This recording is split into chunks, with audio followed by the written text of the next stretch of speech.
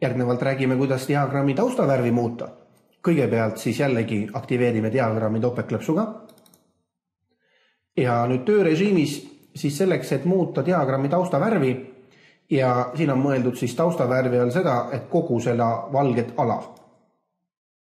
Kuigi iseenesest eristatakse ka diagrammi seina, ehk siis seda ala, aga meie tahame kogu diagrammi ala muuta. Värvi, praegu on valge, aga näiteks tahaks teha heleroheliseks. Nüüd selle jaoks on kaks võimalust, et sattuda sinna vorminduse aknasse, kus saab diagrammi ala vormindada, ehk siis värvida ka. Te võite selle ala peale teha topeltklõpsu, mis järele avatakse diagrammi ala vormindamise aken. Ja siin on näete kohe ala ja siin on kohe täitmine. Või teine võimalus on see, et valite siit vastavalt välja soovitud ala, näiteks antud juhul ongi diagrammi ala, ja seejärel nupule vorminda valik.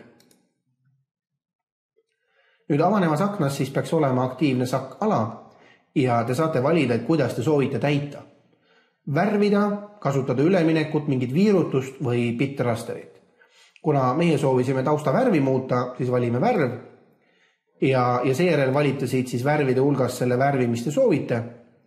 Mina näiteks soovisin helerohelist, võtan selle siit, kuivõrd see on heleroheline.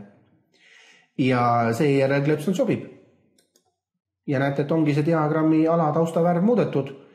Ja kui te soovite seda värvi eemaldada, siis täpselt samamoodi topeltklõps.